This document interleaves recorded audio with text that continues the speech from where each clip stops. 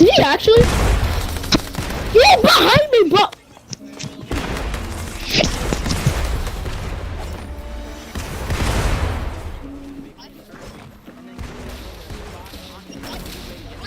Get your storm surge early. That is how you get yourself going.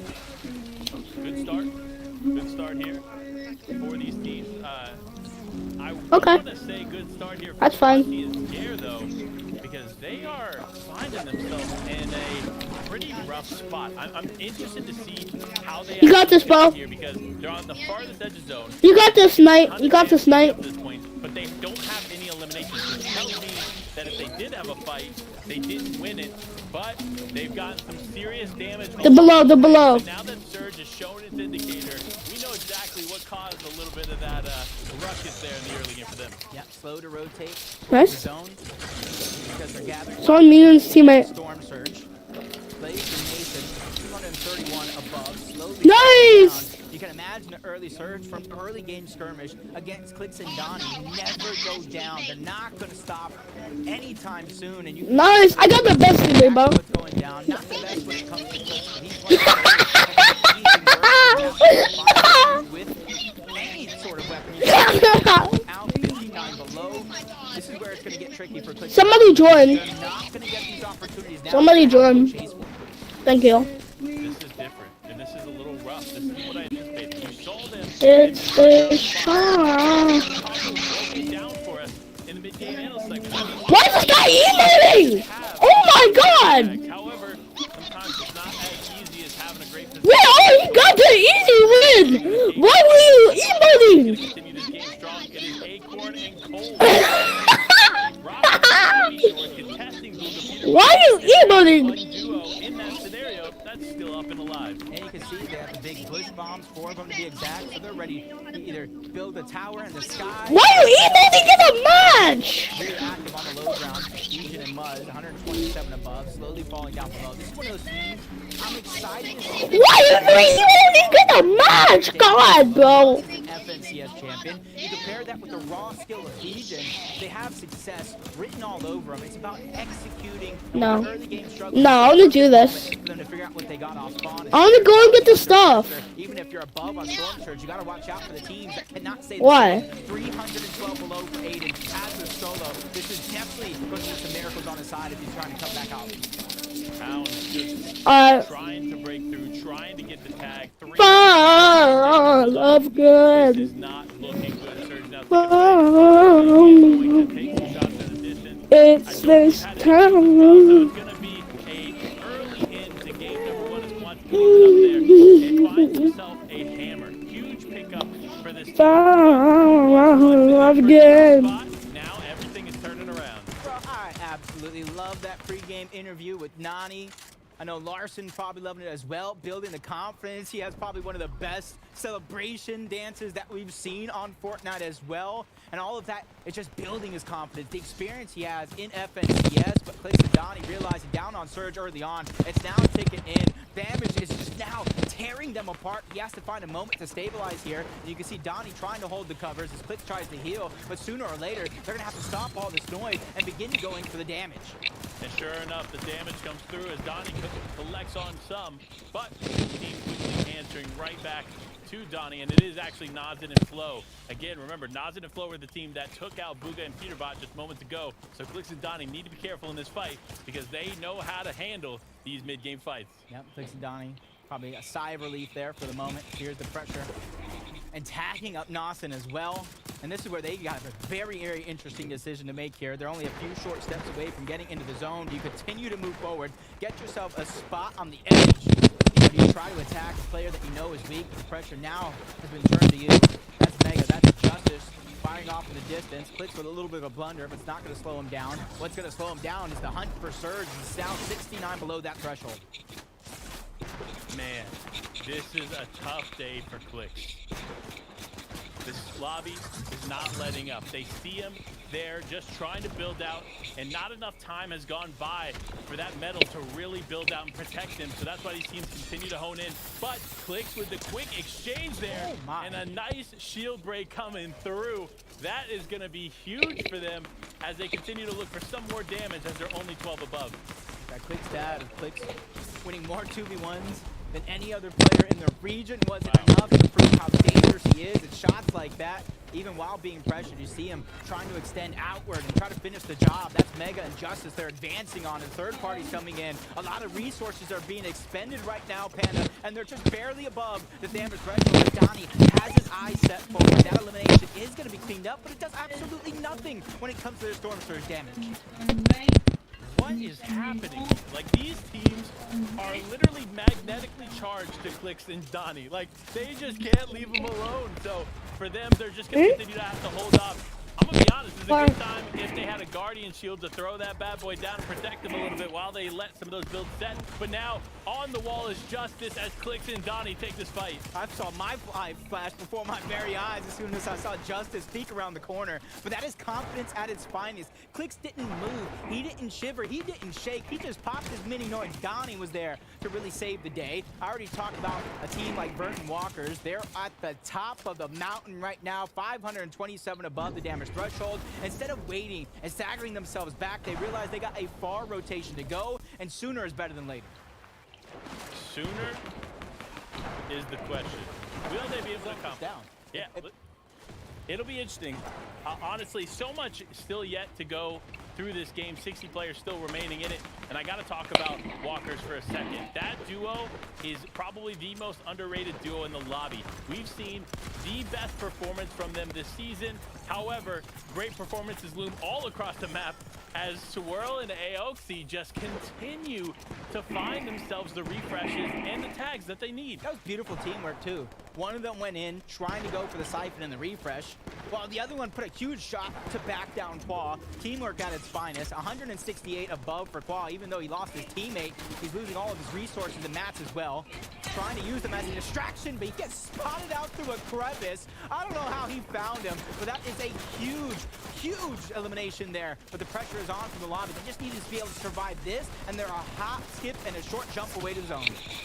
Oof, I don't want to say a curse word. I'm going to say you cast a curse in there. Jacob, unfortunately, I'm going to call it out as Aoxy goes down. Swirl's still in this, though, and has, the shadow nade, but a bit of a misplay. Oh, no. Locked himself in the box. You don't already know at home. When you ignite that grenade, unfortunately, you are stuck where you're at unless there is an opening for you to leave, and unfortunately, there's no opening causing Swirl to go down. A little bit of a blunder.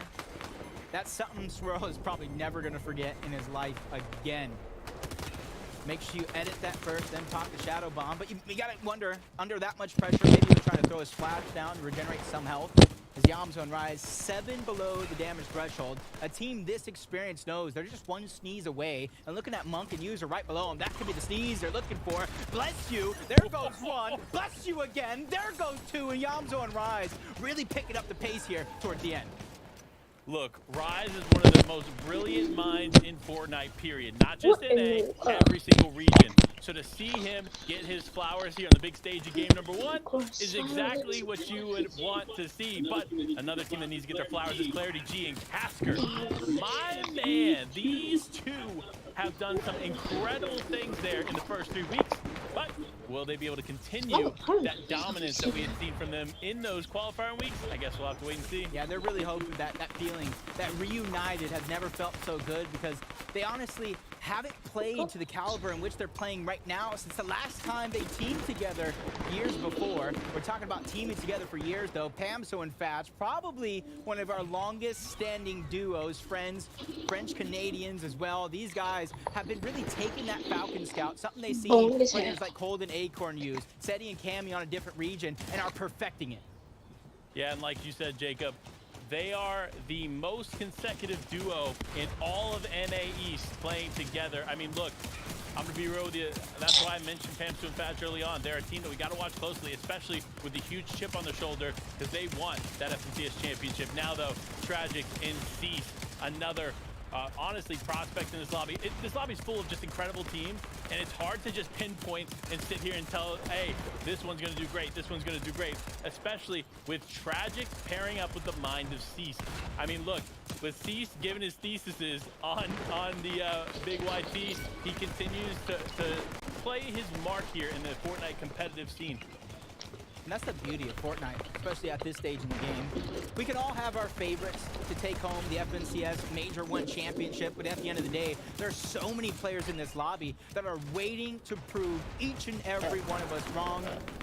As Kanata is trying to prove some of us right, him and Agers. 12 straight games. They know how to play. It's a marathon. It's not a race. And that's going to be a huge find for Kanata after picking up that Elim. A Thunder shotgun matched with the mythical tactical pistol. And we're going to see how it all went down if you look who it is. It's Rise getting taken down all together. That is a huge team to take out of the lobby in the top 20. Well, Rise is a heavy hitter. If you catch him off guard, he's got a glass shin and he'll go down. So you have to be careful in those scenarios, especially with Kanata on your back. Though, a team that is on the back of pretty much everybody in this lobby right now is Vert and Walkers. Unfortunately, Walkers was unable to hit the hammer with Vert, so gonna have to leave Vert behind. And so this could be a tough rotate for them, but so many tough rotates coming through. All these players just trying to rotate, trying to get in the zone, and the hammers are out. I don't know if you saw it there a moment ago. I was looking up in the sky. It wasn't a bird. It wasn't a plane. It was Pledge trying to take that high ground very, very early on. We've called it so many times. 6 moving zone might be a little too early for some, but not others. It's Kanata and Agers. They're trying to terrorize anybody on that mid layer, but a sneak attack from the back. That's a Vive and users. Put the damage and just completely get out of there. They didn't like their position, and now they're looking to grab more. Looking to grab more, though, is TK and Pledge. They continue to hold the high ground and continue to remain dominant. You see them really doing a good job of solidifying height and getting enough distance up in the air that hammers won't be a problem. But a problem is Nani here in this lobby still, as he's looking to hunt down any other players looming close. Oh, these are the secrets. These are the secrets he was telling us about. A huge flank on the reciprocal. Revive is there, and he gets pickaxed back to the lobby by Nani. He said he had something up his sleeve. Well, hopefully he didn't play his whole hand right there, right before our very eyes. As Quanti, we saw him living on 1 HP early on in the game. He has turned this boat around as well. So many players still in it. Nani holding it down, Quanti holding it down, and Pledge and TK on height holding it down. This game continues on though. Quanti's dropping to the low ground, looking to actually get a refresh. No, unfortunately, it's not going to be anything, but does rekindle with his teammate and still maintains the low ground very, very well. Right now, decision making is going to be so important. You saw everybody dive off of that cliff. If it pulls back, if it pulls north, if it even pulls far east, you better have the resources or a shockwave hammer to back you up, as Nani's trying to use one of those two, flying through the sky, trying to keep his game alive. And that is exactly how you do it as Aviv, just waiting, hiding, has some mats, trying to go for even more. His teammate did go down. Anything is better than nothing, especially with a flying shot through the sky like that. Cease never touched the ground. Aviv cleaning up Cease in the sky as Quanti and Scare still on the low ground, still holding it down. You see them push play, using Bush Warrior, super smart. Also though, my gosh, TK and Pledge from the 6th zone to the 8th zone still have height. Everybody going through a roller coaster of emotions, both literally and physically here, as they're going up mountains, down mountains. We're even go past the side of a mountain here as Walker and Vert, they're trying to hunt. The Apex Predators are trying to prove so in this lobby, bouncing around. Down goes Walker, down goes Vert. That's Death and Tahi staggering themselves backside the zone and figures out a way to get even more eliminations. The first time we've seen them in the lobby, and of course they're picking up eliminations. 5 eliminations on the board, and they're still in it. They're still looking, they're still hunting, and Accept looks like he's almost the next one as TK and Pledge actually pick up the elimination. Only very few actual duos left in this lobby. Trashy went down. Pump's trying to keep it going. They have 7 eliminations as a team, 5 as an individual. Aviv is right there with them with 4 eliminations. Both of these players are solos, though. This is going to be the tricky part of when you try to make your move as a solo, because we already know TK and Pledge are ready, watching with the eagle eye in the sky for anybody to try to contest them. Can anybody contest them? I know they want to, but can anybody do it? Pump as a solo player, probably not going to be able to do it, despite having the hammer in hand. As Scare, another solo player left in this, picks up the elimination onto Aviv, and now it's feeling good, feeling spicy, and looking for Pump. Oh, it's looking so good right now as Scare goes through 2 different individuals towards the end game, but it's dead. It's Tahi who are right in front. He's able to get the down under 1. Pledge and TK, this is their moment to take advantage. A 2v1 situation, but Death, he gets the knock on the 1. 1v1, Death versus TK with everything on the line. He just has 1 chunk splash left to use. There's no way this is happening, folks. TK had every advantage in the book, and he takes it as he walks away with the first win of the day. I don't know what Death and Tahi were doing for so long, but it doesn't matter what I know because they executed to near perfection, almost stealing away that game. But Pledge and TK, give you props. I question it. Was 6 zone too early. They played each and every one of those moving zones to perfection, holding high ground and outlasting the lobby. I don't know about you, Jacob. I'm bobbing you in this game when I get back to the hotel because there is so much that is left to be answered. How did they hold tight from the 6th zone? How were they able to get so many eliminations along the way? And of course, how was TK able to finish up with that final shot? You know Pledge is excited. You know we're excited. And this is only game number 1. We saw them off spawn. They had ultimate low ground, looking up the mountain. The team was right above them. You said it yourself, this is a team to watch out for. And watch out we did. We watched them to the very end. Take that game underneath their hands and hold on to it all the way through. Hey, listen, while I want to hold on to it with you here, Jacob, we got 2 incredible analysts and, of course, Zeke to break it all down for you at home. Wow. You heard what he said right there, I right? guess. And of course, Zeke. All right, Yeah. Panda. Watch your back, friend.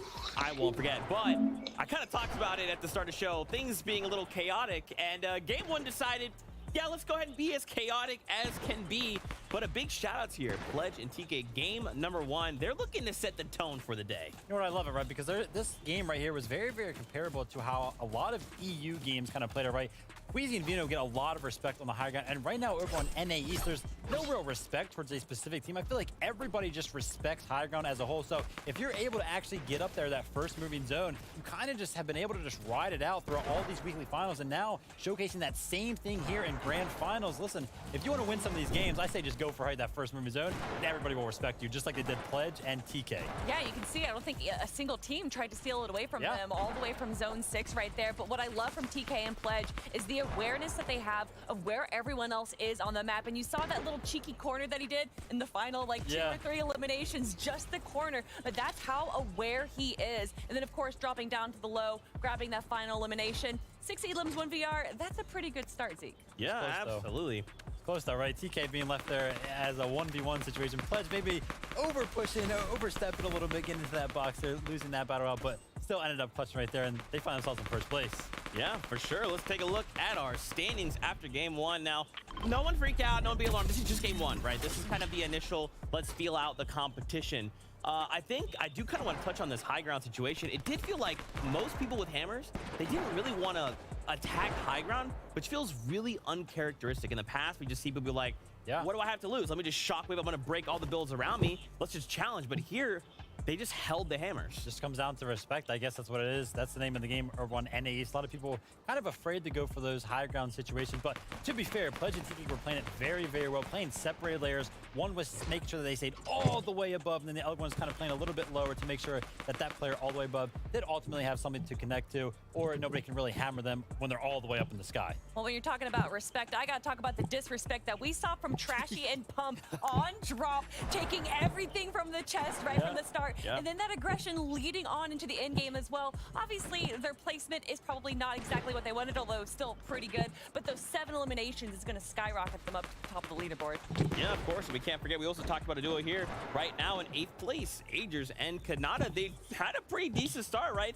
Finding themselves in the top 10 to start game 1. That's a great way to begin. I think the big thing here for me is that they made it to the end game, right? I came into this and I was like, 100% they're going to make it to these end games. They're very, very good at Storm Surge. Of course, you never really know, right? This is a grand finals lobby. Sometimes you can kind of get called off guard. But for me, yeah, they are on that top 10 right now. Probably wish they would have made it a little bit further into the end game. Unfortunately, just ran out of materials when it comes down to it. But again, the big thing for me here is that this duo is making it into the end game, game number 1. So I'm sure they'll clean up some of those mistakes they made, gather a little bit more materials, maybe more refreshes, and we'll actually see them fight for that first place spot. Well, I think due to the fact that it was a far west zone pull and they are going all the way on the east side, you know, I think that rotation, moving through all of the action we saw from all those teams that were coming from the east is probably due to the reason why we didn't see them have too many materials at the end of the game.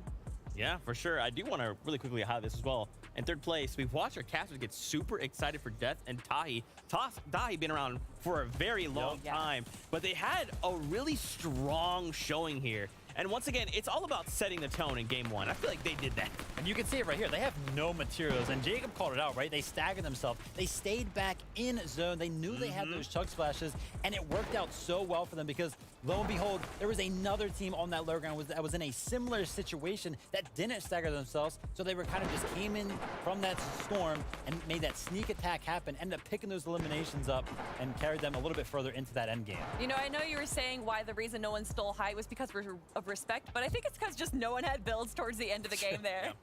Tough zone. Yeah, it was kind of wild, right? It did feel like any time we were tuning into people, even through the mid game, there was duos that were in shambles positions. I'm thinking back to like Clicks and Donnie, right? At one point we looked and we're like, what is going on? They've got nothing. Nothing, absolutely nothing as far as weapons goes. And then I look to my notes and then I look back and Clicks has everything in the matter of a second. You know, shout out to them. They're really trying to make something happen. And then, unfortunate for Peterbot and Booger, right? Favorites coming into this did go down early there. Peterbot maybe making a little bit of a mistake, over peaking, getting taken down. The reboot did come in, but then Peterbot were just taken out of the sky and ultimately, you know, went ahead and lost that out. So we'll have to see if they kind of switch something up.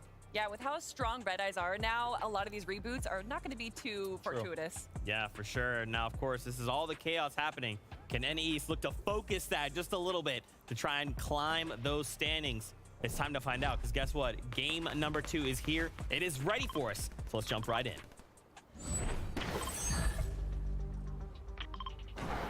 Can you believe, with the amount of excitement, with the amount of action that we've seen, it's only been one game? I am absolutely blown away, but I'm here for 5 more. Hey, listen, that game had us on the edge of our seat. And if these next 5 games are anything like that, honestly, we're about to have a great day. Because game number 2 is almost here, Jacob. And I gotta say, to start this off, right? Booga Peterbot go down pretty early in the mid game. This is not what we were anticipating. I know it's not what you at home were anticipating either. Will they be able to turn it around? Well, it's time to find out here, Jacob, as game 2 is underway. Yep, game 2 is about to begin. You see the bus path from north all the way to south. Starts on the eastern end, ends on the western. Possibly see a few different off-spawn battles that we didn't necessarily get to see before, especially some of those that come out to be 50-50s right out of the gate. But for others, you can kind of see uncontested, which grants a huge opportunity for them to loot up, mat up, and you combine if they pull zone as well, set themselves up for a game that they absolutely need. It's only game number 2, so anything is up for grabs, just like this one. We've seen Chaos Gaming and Time 1X against Ocus and Noxie before. Let's see it again. Quick fight here to start. Immediately, Chaos gets a nice little SMG in hand and goes directly towards Ocus, but actually decided to get more material. Smart play, in my opinion. Yeah, getting materials quick is going to be a huge, important thing for a lot of these players because how quick this fight actually is. I mean, look, you can run in there and hope for the best and hope that you win the engagement, but in reality, at that point, you're making it a 50-50, and those odds are not always in your favor, so you really need to be careful how you handle those early game fights. But a team that is taking advantage of the early game fights, it's Aoxy and Swirl yet again finding Spade early. Yep, these early game knocks on these such consistent players is really forcing them to have big games later on in the tournament. For Aoxy and Swirl, it's about starting yourself off right. Even though they only have 12 points so far, you got to imagine what the confidence does, not having to worry about Storm Surge, but Chimp just tagging up and shielding 2 different players. And now you see him on the offensive, and he has to be careful and pick and choose his movement and his rotation carefully of how he wants to finish this fight, because he is just a solo. Interesting decision by Chimp not to try and get his teammate back into this, make this an even fight. No, he continues to take it, and that just shows the confidence of Chimp there, because he genuinely is one of the best fighters in NA East. And honestly, with the Siphon match, he was able to pick up off his teammate. He might be able to hold this down, but no, Suscript's actually in the distance, looking to take some shots, does connect one on Chimp, but this fight is going to continue to happen. And if he's not careful, this duo is going to take advantage of him. Yeah, Swirl still putting in the shots. The Oxy's trying to close out the distance. Impulse grenades going out for Chimp. The beauty of this is we got a little bit of a northern zone pull. So if they're going to chase down Chimp, try to get this elimination, it's going to cost them a lot of time to farm up, a lot of time to get the resources. So the decision is wise for them to just engage, let that player last another day as encrypted shots from above. The heavy, you know, well placed, can land a huge amount of damage and end the run at a moment's notice as NPen's getting forced down. Chess Genius gets knocked first. That was all up to NPen by himself. Encrypted looking focused, locked in here for this fight. 2v1 to take it all home, and unfortunately for Inpin, he is sent back as Encrypted picks up 2 eliminations to start this bout. And I gotta say, honestly, looking at where they land and getting those 2 early eliminations, this is a good game for them. I mean, the loadout, not necessarily everything you'd want, but that hammer is in play, so you know they're here to stay. Especially with the 100% oath-bound chest spawns. There's about 1 directly on that island, 1 not too far off, so having a little bit of a pool when it comes to open that chest. You can see the hammer on 1 as Yamzo and Rise taking the high ground against Masterclass and Dukes, who are getting stuffed down to the lower portion of this position. As Yamzo and Rise, experts in their own mind, they know how valuable holding on to height is in this situation, and you can already see Yamzo and Rise splitting up for just a moment. Rise moving around the different portions of this high ground to make sure that the players don't know he's a solo. I know Dukes' teammate's name is Masterclass, but if anything, Rise and Yamzo are the ones putting on the Masterclass here in these fights because they have done everything to perfection. And fortunately for them, that consistency is going to be what they need to do well here in the grand final. So we're going to continue to see them moving on up, but a team that genuinely needs to work on some things, and I think they already have, starting here in the grand finals, is Suscript and Haji. They picked up early game eliminations last game. They're probably looking to do the same this game, but they're going to be beat to it as Users and Polarized end up picking up Stacky early on. And you can already see that's their 3rd elimination overall. We didn't see the off-spawn bout. You got to imagine Bizzo and Blake had to be on the receiving end of that one. And instead of just chasing down the player, you could see them kind of splitting up, making sure that they get all the loot that they just won, getting elimination after elimination. So for Users and Polarized, they have a moment here to kind of chill, relax things out, play for the rotation, because 3 eliminations means they got Surge in their back pocket already. Surge, not to worry about it, right? They got it. They're situated. They're good to go. But not every team is. So just because they have Surge taken care of and they're feeling comfortable in that regard, they need to start looking out for the teams that aren't in that same situation, because they are probably the biggest danger for any team in this lobby is a duo who needs Surge, and they'll do anything to find it. Yep. It's Pump and Trashy doing anything to find their opposition here.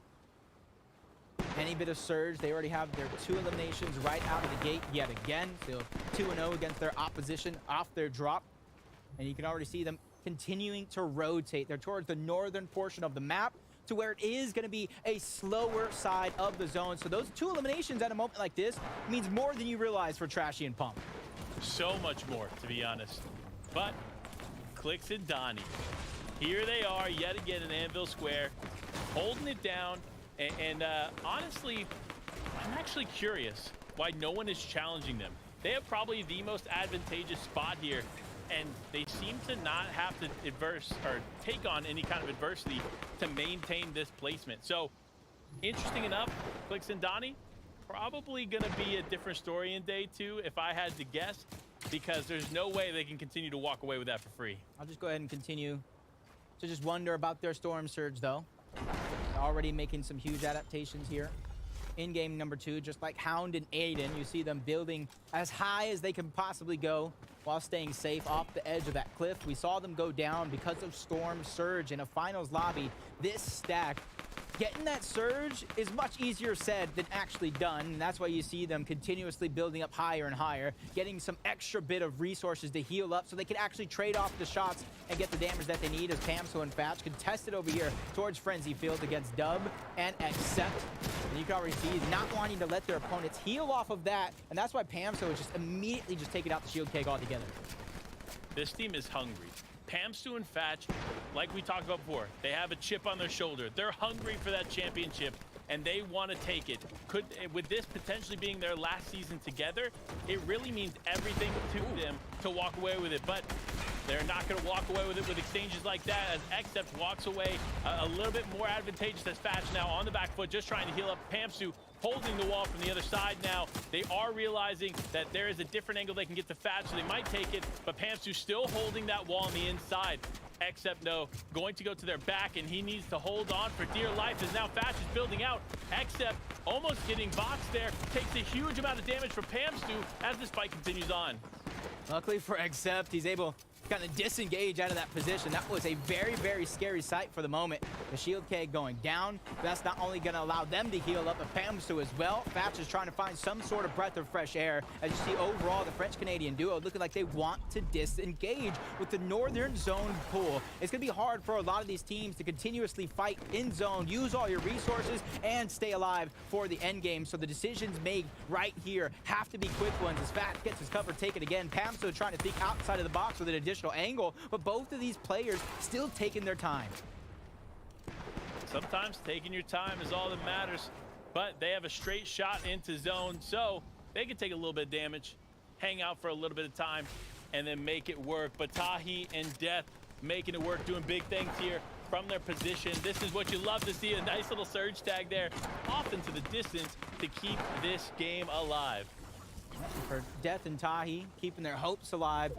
A massive end game finish, and they continue to land some perfect shots directly in, and this is how they were able to build themselves up in that last game. As we continue to look a little bit of that north zone, pulls south just a tad little bit, so that north side of the zone could begin to get a little congested as this game does go on. As Death and Tahi, they already got themselves a spot inside. They're just trying to tag up the rest of the lobby and make everybody's lives that much harder.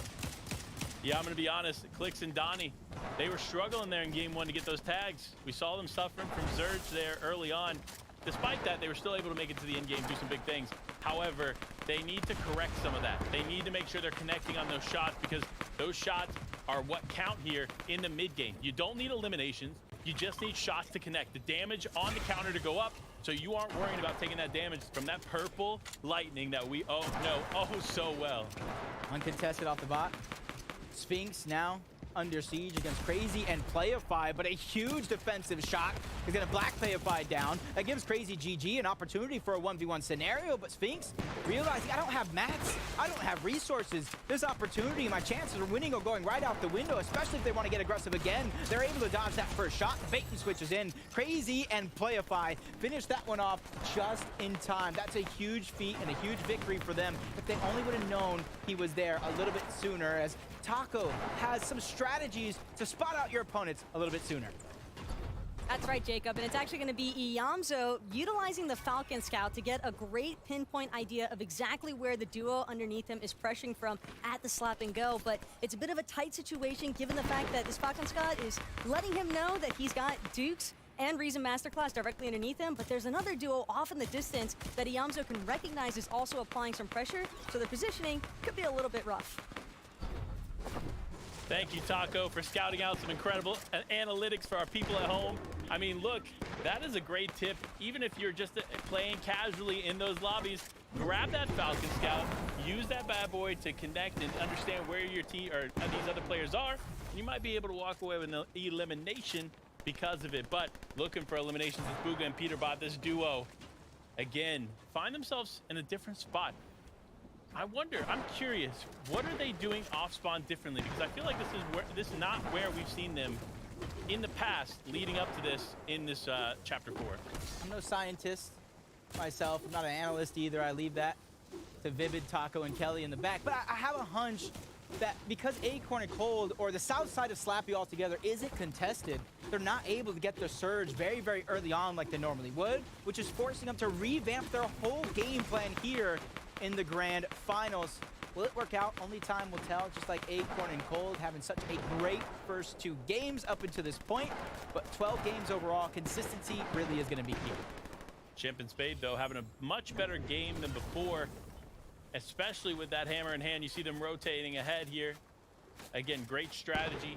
When only one teammate has that hammer, using it together to rotate is going to be huge. So great plays on their part, but they're going to be pushing directly into some players, so they're going to have to be very, very careful in the way that they play this out.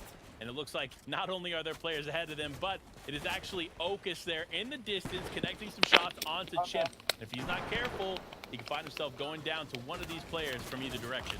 Talk about being careful. Wiggly Flopper's already getting third party from the distance. Box to box with Cam as he takes a huge tag, and you see Cam holding out the build, trying to stabilize themselves. Wanna see me do my dance? Because they know if they get held in this position, they need to be able to bounce, maneuver in and out of these covers. But overall, it looks like they just want to go up and over to the other side of the wall where they're not going to get third party. But so many players and teams want to hand into this one as Trashy gets dropped down low. So good. 75 or so HP. It's going to be up to Pump. What is this map? In this position, Excalibur rifle still coming in, Fuck. causing chaos to the players around the lobby. But that's also going to allow one of them to try to disengage, but he does it as a solo. So Pump and Trashy have a 2v1 on a Serbski. And they're looking to take it. Even though they don't know that it's a 2v1 situation, they're still pressing forward like it's a duo versus a duo. As Serbski going to have to play on the back foot, barely any health left, is going to need to continue to move. Has not gone down yet, and of course, as I say that, goes down to Trashy. So Trashy getting that final shot onto Serbski, and now they got a beautiful refresh and a hammer leading into the remainder of this game. You see Serbski's duo just trying to drop down. A little bit of surprise attack on the Trashy and Pump. At the very minimum, grab that reboot card. I don't know how good it's going to do this late in the game, but always want to give yourselves a chance, something in your back pocket to work with. But he goes down altogether. Team is sent back to the lobby as Pump and Trashy have 3 eliminations overall, 479 above the damage threshold, and they were tied for the most victory rounds across all regions, weeks 1 through 3. If they can figure out some way to mimic that style of play, they're going to have themselves a weekend that they won't forget. Look, I'm going to be honest, that may have been good in Surge weeks, but they didn't have to play in Surge week. This is the grand final. So just because you can get some VRs doesn't mean you're walking away with all the points needed to be consistent. So if they're consistent and play for the VR and find themselves in games consistently or more often than not, then they're probably in a good spot. However, with teams like Muzz and Degen on the hunt, it's going to be a tough day for them, especially if they cross paths. Now Muzz, though, looking to connect shots. We saw him looking at Pantsu and Fatch, now looking at this other team here in Suscript and his teammate in Haji. So if they're not careful, somebody's going to get tagged up. You can see they're just in a weird position to where they're alive at the end, but down on mats by a ton as Muzz lands a huge shot with the heavy. Well placed, even for Common, is going to do a lot of damage, ripping the shields off of Haji. And they're so far out of zone. You see everybody in the minimap beginning to look around, spot them as a third party. They just take that one tag, go up and over that duo before they set their eyes on a Pamso and Fat from one team to the next. They got their work cut out for him. Almost gets the box onto another player, but he has to look back. Degen is under siege. Muzz has to figure out a way to be the hero and reunite with his teammate. And you can see already Jake's going to go down. It's a chance for them to pick up not only the Siphon, but the refresh as well.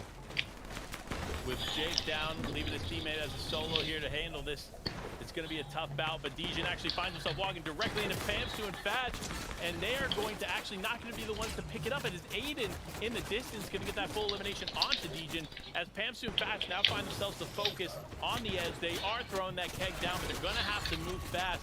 Another team using the scout there effectively. That information he gathers is so crucial. Shield keg still kicking in. Storm still doing damage. They said one way or another, we're going to get in the box. We're going to get all the loot, but the pressure from everybody else in the lobby just insurmountable right now, and it's not stopping anytime soon. Dropping down to just 2 HP. A daring play to try to shockwave out, but down goes Pam, so down goes Fadge. In comes Nani and everybody else trying to scrap up and get that loot before it goes to somebody else. Let me tell you what, Nani is one of the most exciting players in this lobby. Watching his interview and his excitement, you know he's going to be one of those players to really put on a show here today in these games. However, a team that wants to put on a show, wants to make a comeback, and wants to change the perspective that they put on there in game number 1 is Buga and Cheetah getting some tags early. Love to see it. And looking at the way that they're playing on the edge, it looks like they won't have too much to deal with. Unfortunately, though, it does look like Kanata and Agers have a different plan in mind for him. So does he know that's the dig teammates on the other side? Let him know, hey, I'm over here. Come fight me. I dare ya. Kanata's like, nah. That's the thing about me versus the rest of you guys, is even though I can fight with the best and come out on top, I know when to pick and choose a lot of those battles. So even though he's on the edge of Get him, come on. moment to begin that rotation, just like Clix and Donnie. You see how many teams are actually scattered to the left, even more so to the right, and then obviously on that edge of zone, so their rotation has to be perfect. Even if that means staggering themselves back, but they see a weak Tahi in the sky. This could be their opportunity to go. Here it is, a big opportunity presents itself for them. They're moving now. They're moving and grooving, looking to stay outside of the view of some of these other teams as they approach. But Tahi, Death, not too far away. Donnie looking to connect some shots onto him, but if they're not careful, they could run into I mean, this is the part of the game where you already know players are going to be stacked on top of each other, everyone shooting in every direction, and it's going to be tough for anybody to move out in the open. I saw that interesting play. You saw him throw the big bush bomb in the distance and hammering right to it. One would think everybody's going to see you going in there, but maybe he has different plans in his mind. If I don't see you, Yog can't see me, and he's figuring out a way to survive, probably boxing himself up as well. Quan Jock, you know how dangerous this team could be. Unfortunate circumstances in game number 1. They went down early, but they too, big bush bomb combined with the bush warrior augment, they're just trying to scavenge and try to recycle a lot of those heals, but they just go down. The pressure of the lobby, if you get focused, is just too much. Sometimes you get overwhelmed when you are the target of these players looming in the distance.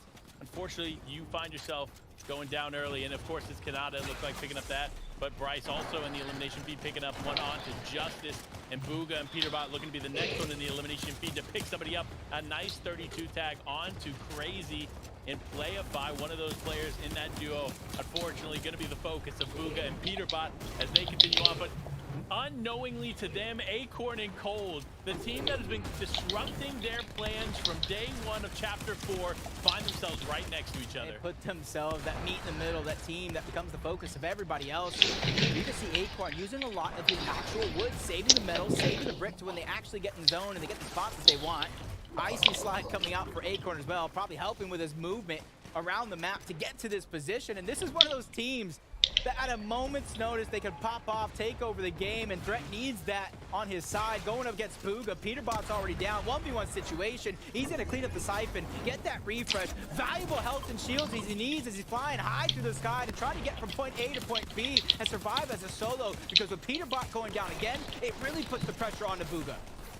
I'm not sure what is going on with Peterbot, but that's how it goes. That is the story of Peterbot. He can either be the solo player with 12 eliminations, or he finds himself going down first in the duo, and this is the last thing Booga needs to deal with here in a situation like this, because you know him as a solo player. While he can handle the stress, it's not something he wants to deal with, especially going into the end game.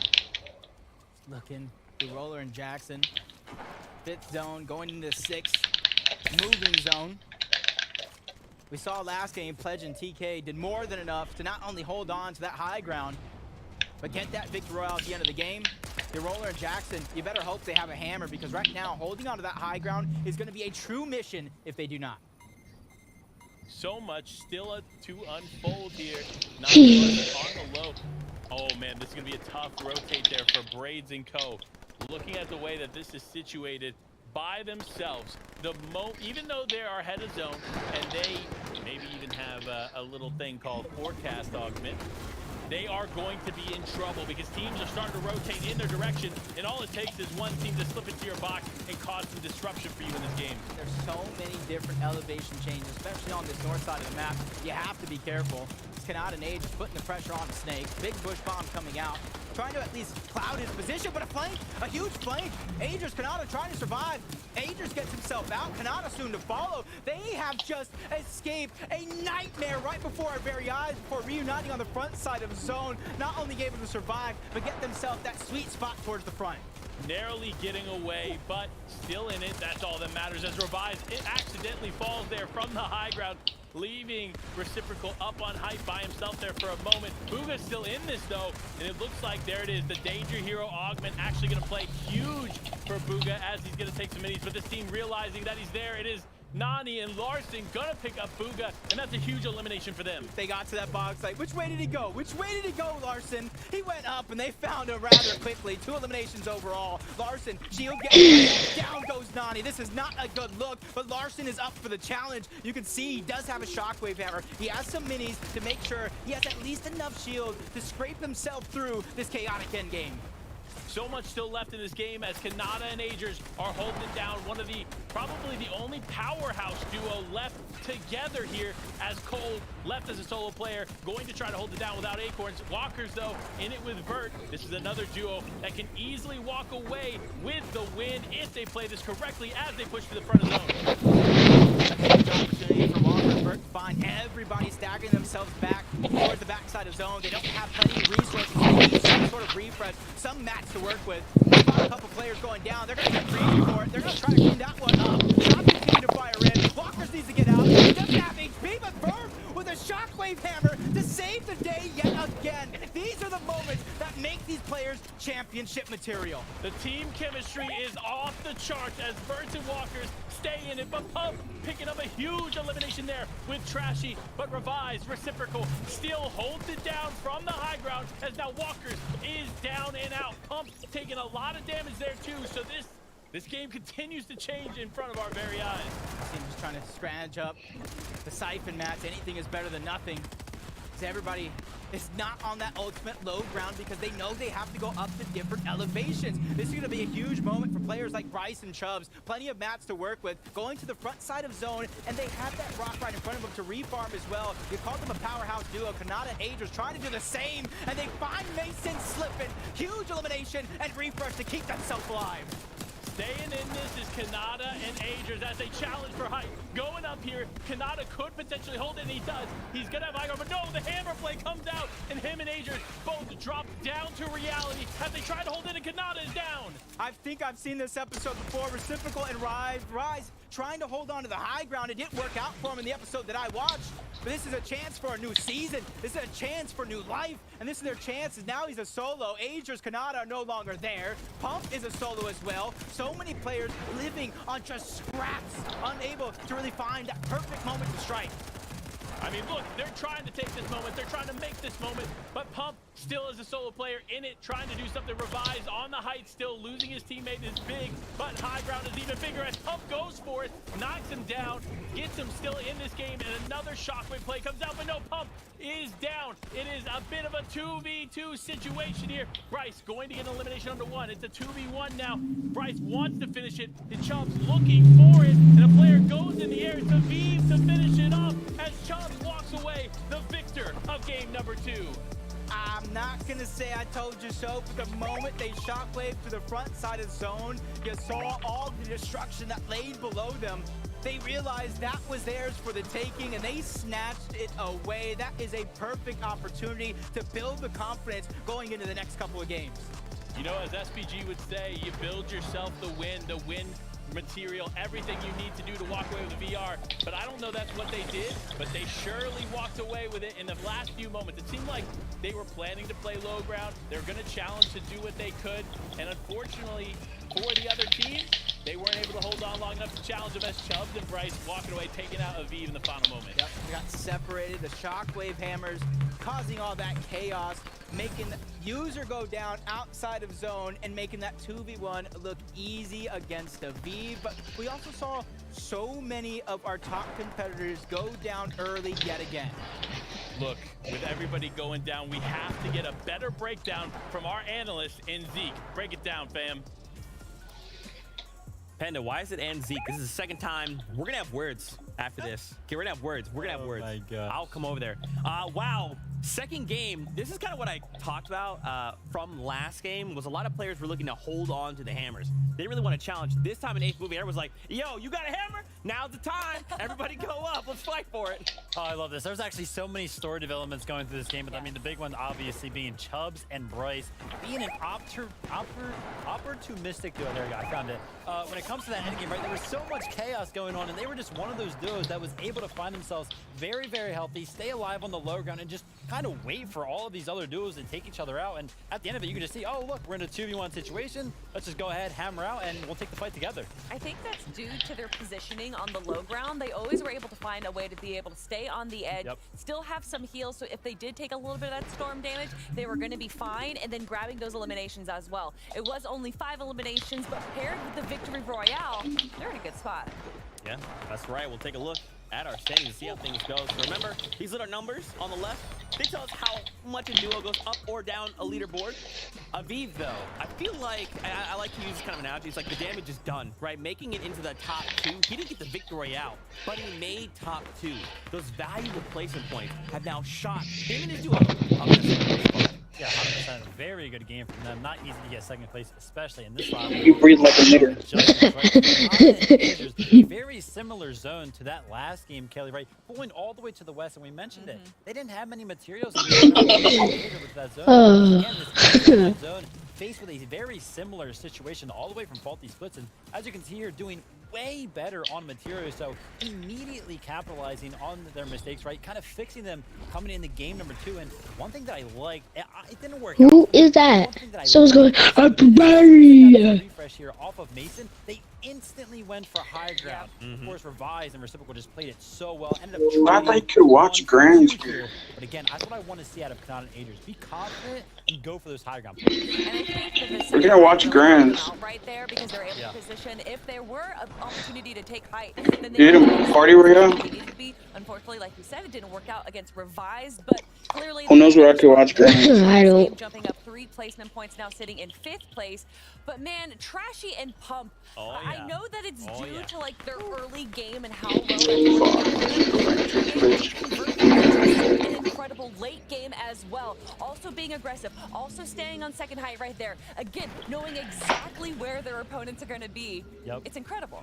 Listen, that early game though, right? They're kind of playing with fire. There's no way they're going to be able to make it out of that early game every single time. But the games that they are, right, it's proven to work out very, very well for them. That early Storm Surge, they can kind of just make those rotations very, very easy. Make sure they have all the materials that they need. And then their end game presence is just second to none right now. They're making sure that the whole lobby knows that they are there. And as you can see right here, even trying to make one of those solo plays, tracking the player that was on the higher ground, recognizing, hey, listen, my hammer can kind of take you out, and he goes for it, almost finds the elimination. Doesn't work out, but great effort. In another universe, Trashy's left alive there, right? And then we get to see a true 2v2v2. And I think in that case, they would have walked away with it, right? We do want to highlight here just a moment the top 20 duos. Now, once again, this is just game number 2. We still have 4 more today and another 6 tomorrow. Right now, after, like, look at 15th place, right? Getting to jump up 34 places. You just need one good game to jumpstart you here in Grand Finals. And we're seeing some struggles actually out of Slappy Shores from both teams. We do have Acorn and Cold doing the better of the two. Right now placed in 14th place. Big game for them right there as well. And honestly, looking at this position right here, I was looking at them, I was like, oh, listen, they're going to win this game, right? I mean, materials are there, but then unfortunately, Acorn just goes down on the backside of the zone. So Cold's kind of left in a position here to do it as a solo. And Cold, he's cold when it comes to these clutch situations. So, I mean, even still, I was like, listen, they're going to do great. And still get some points together, plus 7 points, put them in 14th, striking distance. Still 10 more games to play. And real quick, I do want to mention the person that we talked to earlier on the show, Nani and Larson. Although they haven't broken into our top 10, you are definitely seeing the coaching come in clutch for them. They just need to be able to transition that into the end game. Yeah, for sure. And we even saw there, TK Pledge, the winners from game 1, they actually got moved down, right? So the caliber here in these lobbies are absolutely insane. These are some of the very best of the best that NAEast has to offer. And I feel like for so many of these duos, they have a lot to prove. Oh, without a doubt. And they do still have 10 more games to prove themselves. So there's still a lot of time to be able to mix things up. Coming into game number 3, one thing that I want to see mixed up, the zone, right? We've had 2 West zones so far. Big struggles for, like I mentioned, those Slappy Short teams. I want to see Peterbot and Booga maybe pull directly east zone, right? So that we can see them in the end game and hopefully pop off and get that VR.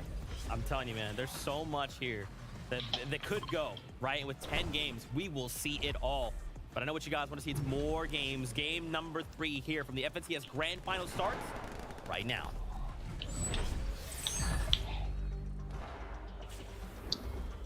It is time. Game number 3 is here.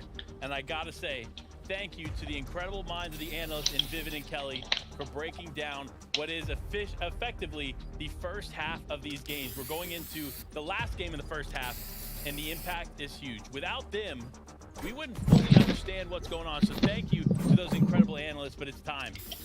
I cannot wait. Will Acorn and Cold continue to be the top team of Slappy? Will Booga and Peterbot make a huge comeback? And will Pump and Trashy be able to hold the top spot in the leaderboard? I can't wait to find out. I mean, you're talking about those. I'm talking about Bryce and Chubb. I got to give them another round of applause because their best finish was in week 3 with a 3rd place finish. So getting things rolling in the last possible moment seems to be working out for them, but hopefully everybody else doesn't wait the last possible moment. Game number 3 starts right now, and hopefully these players from game to game are taking those few minutes, those few valuable moments, and trying to just revamp their game plan for success.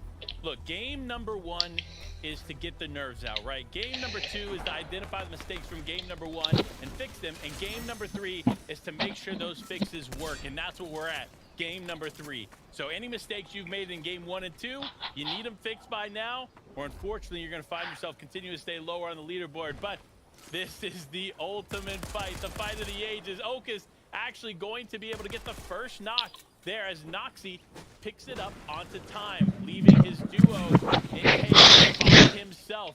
You'd think this is a chaotic situation in itself. Okus and Noxy just gonna go fight it out. It almost looked like it started off as a pickaxe battle between the two. Great teamwork and great aim by Okus, tagging him up through the windows. Now Chaos Gaming's really gonna have to hope for a miracle that he doesn't receive. He goes down, but that's just those tough spots between a trailer and a hard place to where you just have nowhere to go. Yeah, unfortunate. Honestly, it's such a tough spot to be contested. But for a team like Trashy and Pump, they don't care if they're contested because they're going to land the bigger shots and they're going to get the eliminations to continue on. No wonder we find them at the top of the leaderboard. And it almost makes me ask that question. When, if any time, is going to be a drop spot switch up, especially against a team like Trashy and Pump, who are now 3-0 against their opposition, really setting the tone and the pace through and through. And you can already see taking no damage. 100 with a Maven. This guy, you give him anything, he's on a roll, and you can see nice. All right, fight's over, back to work. Yeah, literally there was a very finite amount of time where he had a smile and then it was back to focus, back to the game, and back to continuing on this path. Now, users and Polarized, these are some disruptors. That's what I'm going to call this duo, the disruptors of this lobby, because while they're in 12th right now, their ability to kind of cause chaos for any of the top teams is huge. This is one that if you don't take them seriously, you're gonna find yourself going down because they are not a team to just fall to the wayside. They're not a team to just look past because they will surprise a lot of the people in this lobby. Honestly, just like NPen and Chess Genius, they can just have a great off spawn showing, set themselves up, but it's been encrypted and ducky, especially in that last game. Big and deep, finding the success that almost everybody in this lobby is looking for when it comes to off spawn. Almost playing a game of peekaboo there for a moment. You can see him just crouching, trying to minimize the audio cues that he's given up. You see his teammate trying to be a distraction. Chess Genius building at the last possible moment. He doesn't even know what he just escaped. Narrowly getting away from it. Encrypted holding it down. NPen and Chess Genius on height. Still just looking to take this fight. In my opinion, Jacob, you're spending way too much time here.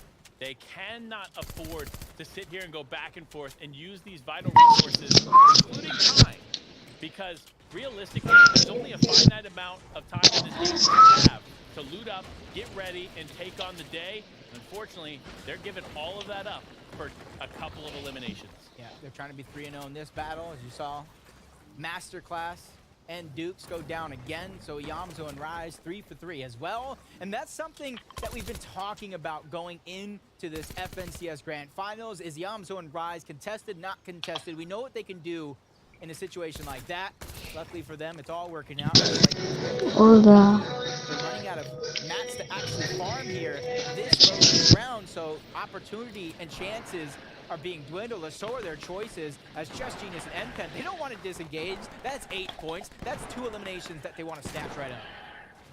Yeah, at some point, though, you got to make the decision, the not-so-hard decision, in my opinion, to just disengage. But, wow. I know you just saw it, Jacob. I saw your face. What is this loadout? Kanata, can you leak some of these secrets? What is that, 18 chug splashes? He's going to the beach. He probably found every single cooler in faulty splits, getting themselves 18 splashes. That is going to be a lot to trade shots for Storm Surge. Even if they're down, they can out-heal it. It's definitely giving them plenty of choices and options to work with, just like Nyx and Nick trying to find that extra bit of loot. A lot of people don't know, towards the outside of these cliffs at the very, very low ground, there's some chests that are hidden. You might have to dig deep for them, but it's loot that you want to grab nonetheless. As users and Polaroids, I saw Blake and Bizzle go down yet again, but might be this turn. Everything comes crashing down. Now it's all up to Polarize here in this situation to try to get the res and keep him and users streak going. This is tough here. Big tag's going to come through onto Polarized. It's actually Rokane Joji in the distance. While Stacky looks to be getting back in this game, Polarized going to need to act fast. This other duo is not going to get them time. You already see it. It's Bezo trying to break through whatever builds they can to find this other team. Fortunately enough, Users is back in it. So Polarized and Users can get into this. Remember, I talked about it moments ago. They're that disruptor duo in this lobby. So if you don't take them carefully, you're going to end up losing. Yeah, when we saw that kind of eye in the sky view, you saw the heels right outside of their box. So they just need moments. They need those precious seconds to stabilize themselves in this position. And now that they used all of their heals, all their extras at that, they're just trying to disengage. They're already in zone. It is a little bit of a north pull, so they're trying to make sure that they take advantage of a zone pulling in their direction. With the zone in their favor, they should just be able to rotate kind of freely and just hang out and not have to do too much ahead of the mid and end game. But honestly, anything happens in a game of Fortnite. You're never truly safe, no matter where the zone pools, where you find yourself presented, because all it takes is one team deciding they want to focus on you, and you're going to be dealing with some trouble. But speaking of trouble, it's Iamzo and Rise versus Kanata. What is happening here? 12 splashes.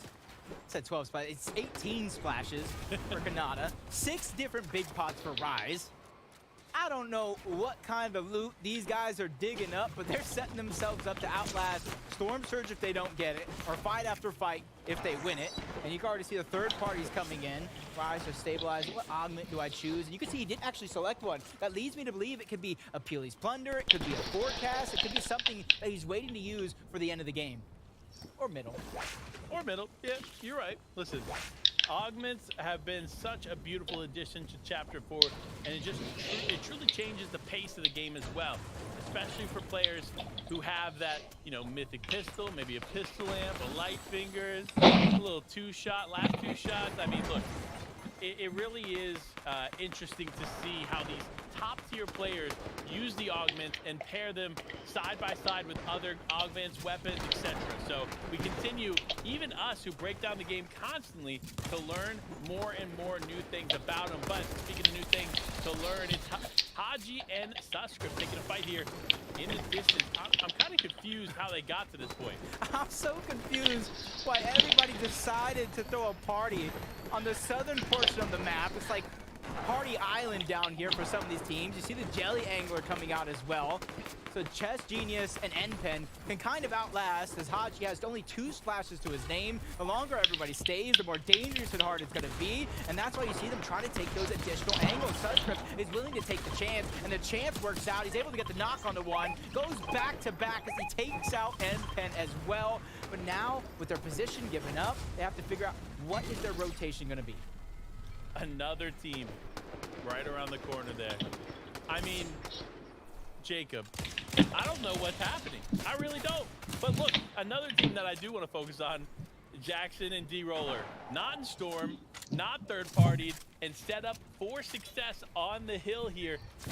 Interesting enough, right outside of the Citadel. Does that mean, is there a Donnie and Clicks looming close by? I got to imagine either that or they stayed back towards Anvil Square to get the Storm Surge that they lacked in game number 1. I don't know too much about game number 2 and their Storm Surge journeys, but I know everybody is realizing how tough it is in these lobbies. You see Jackson and Roller have the lay of the land, but their options are limited. And you can see the Excalibur's off into the distance, grabbing at straws just to get the damage. Peterbot and Booga. Throughout those first 2 games, they left a ton on the table and a lot to be sought after, especially with how big of a name they actually are. We talked about Booga getting inside the Dignitas, Peterbot emerging as one of the best players in all of Fort. Now, I say one of because there's arguments on every region. So you got to imagine, with their backs up against the wall in these upcoming games, if they don't like their spot in the leaderboard, they're going to have to do something about it. I mean, look, if you ask Levin, he's going to say Tayson. You ask us, we're going to say Booga. No. Levin would say Vino. Vino best in the world right now. GOAT conversation, Tayson. I bet you if you ask him. But now, speaking of another GOAT, Clicks. Yo, dang, this guy's chasing girl, or guy, whatever. pro player Chasing that we see here today. This man does everything well. Yep, and I like their usage of Bush Warrior combined with a big Bush Bomb. Allow them to trade tags for free. while holding on to a lot of their heals and resources. And for Victory Royale in game number 2, for Chubbs and Bryce, they gotta figure out how to mimic it. And you can see game 2 was Bryce's first ever VR in an FNCS finals. They have some of the least experience out of everybody else in the lobby, which makes what they did in that last game that much more impressive. As long as they can continue with their foot on the gas and don't get gassed out over the next 12 games, I can see themselves in the top 10. Easily. I think that's kind of a no-brainer. Dark horse? Dark horse, definitely. Now, Rapid, Serbsky. Interestingly enough, this duo has done well, but they've done well off camera, right? Every time we seem to turn to them, they're taking some kind of fight that realistically isn't going in their favor, but when they're not on camera, they're finding success. So I'm interested to see how this team is playing so well together. But you saw where they were going in the direction that they were heading, up and trashy, right there up ahead. So they need to be super careful. But a team that doesn't need to be as careful, as there's only a few teams in the distance, is Users and Polarized, our disruptors. I will not stop saying it. The disruptors of the lobby still in this, despite losing Users there for a second. And with the zone continuously pulling to the northwest, it's a very, I wouldn't call it luck, but advantageous thing for them to have a slower side of the zone. If you kind of look at that southern side, it is so stacked. Anybody who is slow to rotate, anybody who catches themselves slipping behind the rest of the pack is gonna have to really dig deep to figure out ways for they to survive. As Walkers and Vert don't have to do that same thing. They built a tire high in the clouds and just surveying the field. They're already above on Storm Surge. For them, it's the vital information to figure out where the rest of the teams are for when the next zone pulls. When the next zone pools, I think it's going to continue to pull west here as you see it completely over the water. But Flo and Nazin don't care. They're still in the storm. It doesn't matter if that zone continues to pull away from them because they're going to go straight up ahead against Cold and Acorn. Unfortunately, going to go down, but a huge pickup here for Cold and Acorn. Remember, they were just outside of the top 10, meaning that so far in this competition, they're not repeating some of the issues that they had in those first 3 weeks of qualifiers. So exciting to see them still in this game, and I hope this trend continues. Probably have one of the most skilled players that doesn't get nervous in Cold. Probably seen more clutches out of him in the past year than almost anybody else. Combined with one of the biggest brains in Acorn, that's a recipe for success. They just need time to let that one cook. As Nani and Larson, they don't have time. Down on Surge, he's down ticking in, 38 HP. He has splashes, but does he have the time to stabilize himself? Back outside of zone, 11 HP, trying to splash him and Larson and keep them both alive. While Larson is still on the aggressive, but shots come in from fast. I don't know where he found that crevice to sneak that one through, but he goes down himself. Hamso as well. I don't know what Larson ate today, but he makes it happen, keeping himself alive. But can he save the day twice in a row? Nani and him are under pressure. Nani's down. He cannot help alleviate any of this stress, so it's all up to Larson. And I think with that reload, this is his moment to try to build some extra real estate to try to defend himself. Upon Chalk don't want to let 4 more points escape their hands. And you see Larson immediately disengaging here, going to use the metal to completely break out. And Jack and Quad just going for the refresh. They realize that, you know what? Taking a fight here in a 2v1 situation causes them to be the target outside of the zone. So smart play on their part, just picking up the loot and then getting back on their way. So for Larson, though, barely scraping away here. That is honestly a blessing in disguise. Exactly what he needed in a situation like this. The points he picks up from this point forward is going to be huge and instrumental for him and Nani's success throughout the weekend, especially anybody who finds themselves as a solo. Gleason and Mace, 460 above the damage threshold, slowly falling below. And you can see them, not very many resources on them, so they're trying to go into another team's tunnel and try to recycle as much of the resources as possible. And Panda, what have we been doing through 3 games? We haven't even mentioned Miro and Ed once. This is surprising. With 48 points, they're a team that could pop off at any moment. Not one time have we talked about it, but they still find themselves in the top 20. This is a team that, ironically, has incredible composure. Now, obviously, Miro being one of the most winningest players in Fortnite history pairing up with one of the stronger IGLs here in the region in Ed the Great. These two coming together was an interesting change. Obviously, it was definitely a bit of a switch up here on the region for sure. However, them coming together has been an interesting duo, and I hope that we continue to see some success from them. Talking about success though, Walker's getting that first knock onto the user. But with the natural covers, the extra resources, they're able to kind of defend themselves. I do believe the res is going to come off, but if you look in the distance, another team, a third party, they didn't get their invitation, so they're ready to crash it all together and try to steal away that elimination and the resources from the second elimination that wasn't even there. Survives a shot to the sky. He's battling back. Oh my gosh, the pressure is on. He's rising to the occasion. The first knock's going to be onto a Cryptid. Can he get the finish, though?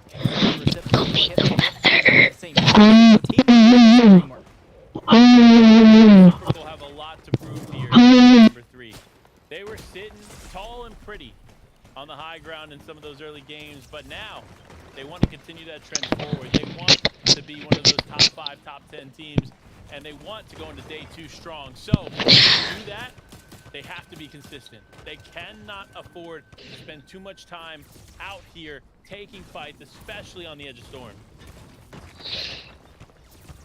Trashy and Pump only 152. And falling above the threshold. You gotta imagine Crazy and on the other side, probably going through similar struggles. Neither team really comfortable. 100 above the damage threshold. It's enough to where you don't take Storm Surge damage, but it's not enough to let you have that feeling of comfortability. You add on the fact that these guys have to rotate the zone with 2 other teams nearby and a couple right in front of them. So it's going to be a rough decision, and timing has to be I have to go see the grand finale quickly. Yeah, looking at what's going on here in the elimination feed is Clicks picking up 2 onto Stacky and Phaso. So, great setup here for them. I mean, you have to think, if you're Clicks and Donnie, you're riding high right now. You had an incredible position in zone, which means the zone is continued to pull in your direction. On top of that, you had a tower to connect shots onto every player that came your way. Wow. As you can see, has been the lobby. So, they're doing Bye-bye. good here, and honestly, probably set up to win this game. Look at this pro! Oh my god! No, all jokes aside, that zone right now from the Citadel all the way to the western side of the map, once these zones start moving, it is going to get moving. Citadel? They don't have the resources. Why do people call it a Citadel? Information and realizing where these zones could quite possibly cool is really going to decide how long some of these teams stay alive, as Donnie's trying to peek through, trying to get the sneak attack onto Glaze.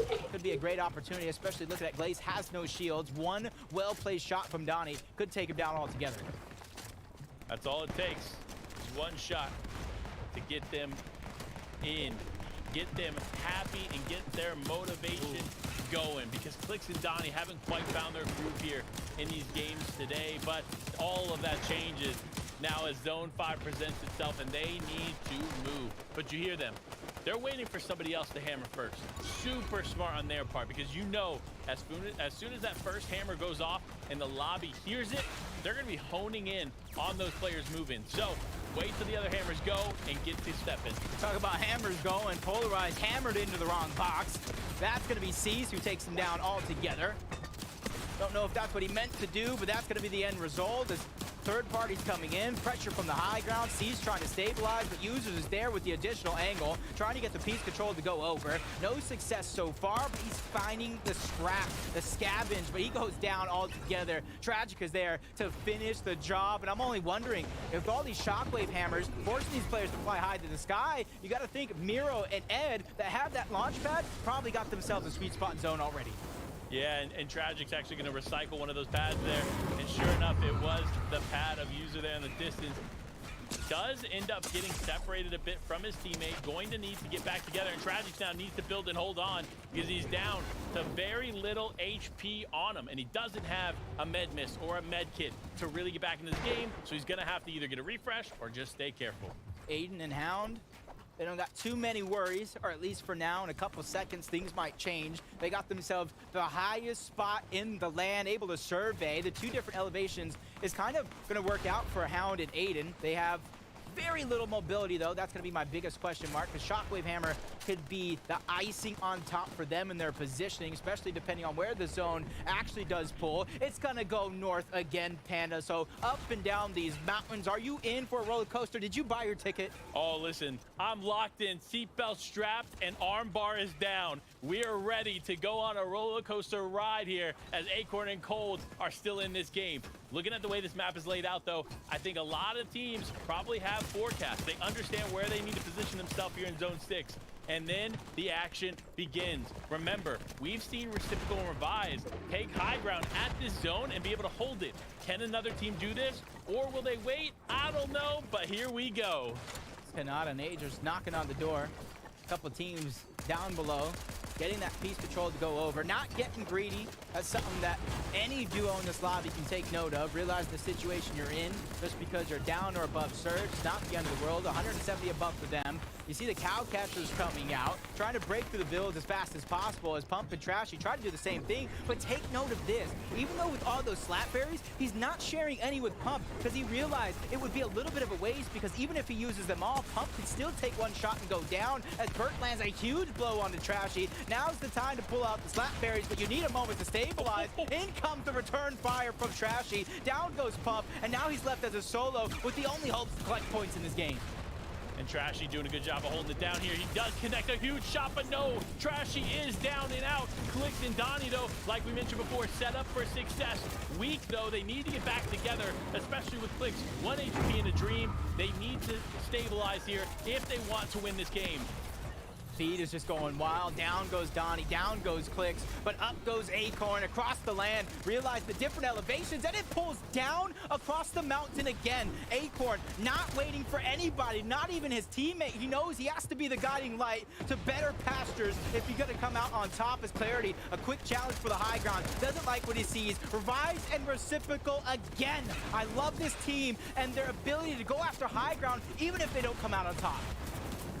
Look, Jackson and D-Roller are set up here, using the hammer to get ahead. It's not going to be enough, though. You see the elevation changing. This is all but over for a lot of these teams that are running low on material. If you don't watch your back, unfortunately, you're going to get caught off guard. That's what we see there from Jackson as he takes quite a bit of damage. Acorn and Cold still in this game. Now both simultaneously using the hammer to get ahead of zone. This is brilliant from them, as so many other teams still find themselves falling behind. Yeah, bypassing all that chaos is huge, and causing some is even better as Miro finds C slipping yet again, but running out of mats and resources. All he got was that gifted from the siphon and the refresh, so he's gonna have to look for one more, especially now he is bone dried, similar to Aviv, who has just a little bit more to work with, but not much. Both of these players are gonna have to look for some sort of a refresh to keep their game alive.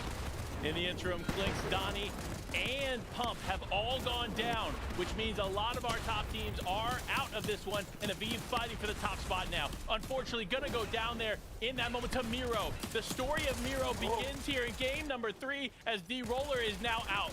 It's only a matter of time for Reciprocal and Revise to find the success they're looking for, as Acorn and Cold, they're not after that high ground, they're after the low ground, and anybody that crosses their path, including Clarity, who goes down, but a superstar team right in front of them, including last game's victory war winners. This one is stacked like pancakes. Stacked like pancakes, ready to eat, as Acorn and Cold are hungry. They're looking for every bite that they can take as the damage continues to come through. Rise ends up going down. Iamzo 1 HP in a dream. Unfortunately, 4 HP is not going to do it for him as he now goes down as well. Revise, though, on the high ground, loses his teammate again. Despite them having height several times, Reciprocal or Revise continues to lose a teammate in these high-pressure situations. They need to stay calm, as now they've taken Acorn out. This is going to be huge. They get the Shockwave Hammer, trying to get himself right back in and right back to the top. Just enough mats to try to make the challenge happen. That's Ball looking up. He's a solo as well. A huge tag. Dropped down to 50 HP. Dropped down to the lobby altogether. Miro is one of the last players alive. 1v1 against Revise, who's held onto the high ground through and through. I said it's only a matter of time, and that time is ticking for Revise, going against one of the best that is on the low ground. Big bush bomb coming off. Miro's IQ over 1,000 to try to keep himself alive and in the game, but the challenge comes out. The battle is inevitable. Shockwaving up. Miro wants to end this right here, right now. 2 great shots. He has to reload, and it cost him everything. Revise steals it away. What a